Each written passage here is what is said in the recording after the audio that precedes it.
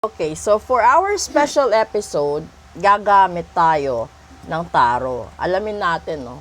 Ano ba yung mga bagay-bagay or pag-uugali na isa sa mga palatandaan na meron kang sumpa or meron kang mga bagay na related sa sumpa at sa mga kulam. Okay? So, kukuha tayo dito ng tatlo.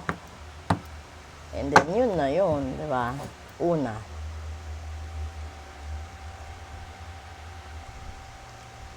Ayan. And that is the Six of Swords.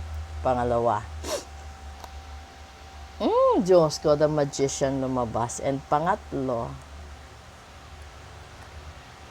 the Knight of Pentacles. Ngayon, klaro, di ba?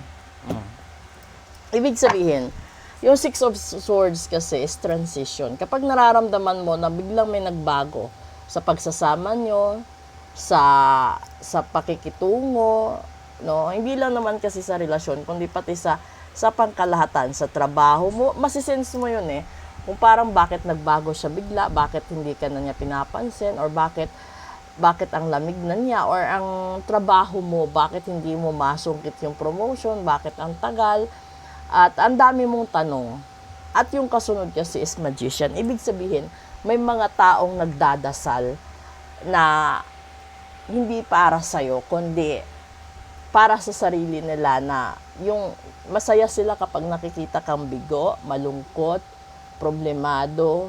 Diba? Kasi yung sunod dito is the Knight of Pentacles. Ibig sabihin, posible na related sa taong mahal mo at related sa pera ang dahilan kung bakit ka nasumpa at nakulam. At itong transition kasi, mga tao ito na binabantayan ang buhay mo.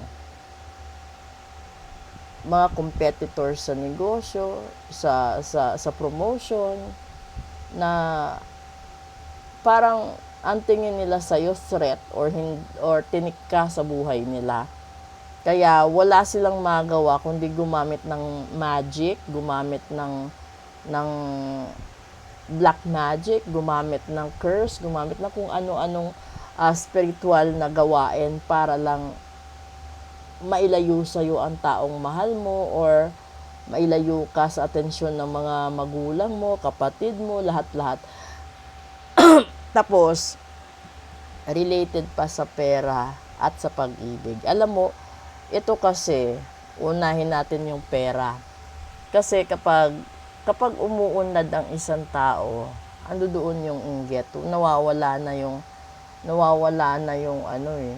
yung totoong ikaw. Minsan, masyadong nakafocus ka na sa pagpapadami ng pera, nasa negative na side, naiimpluwensyahan ka na ng mga tao at natutunaw ang totoo mong pagkatao.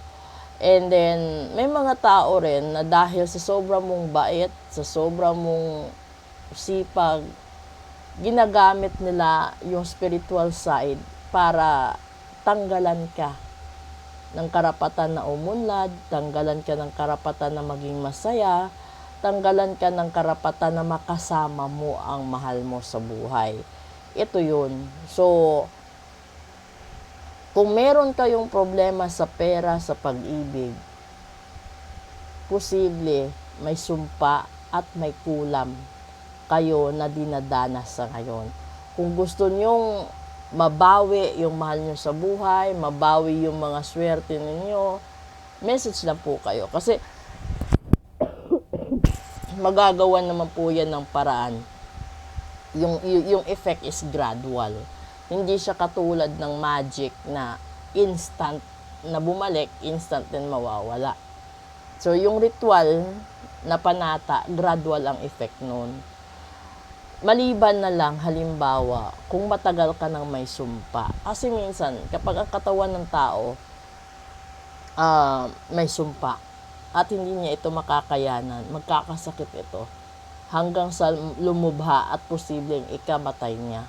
Ganon din po yung kulam. magkaiba sila sa barang kasi yung barang talaga is diretso. So kapag binarang ka, diretso talaga yun, kabaong.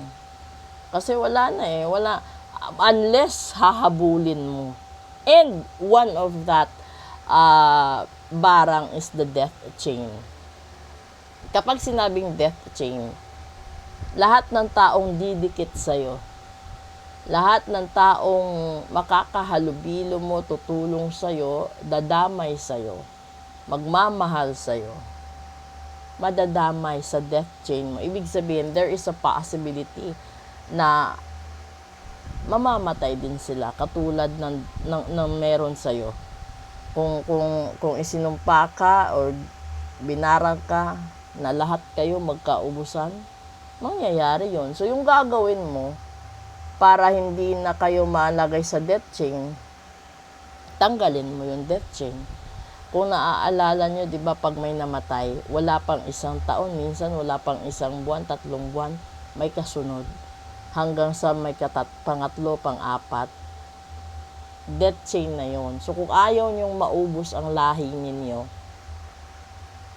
iparitwal po ninyo sa lalong madaling panahon po. Okay? Proceed tayo sa English episode. Maraming salamat po sa inyong suporta. Good afternoon.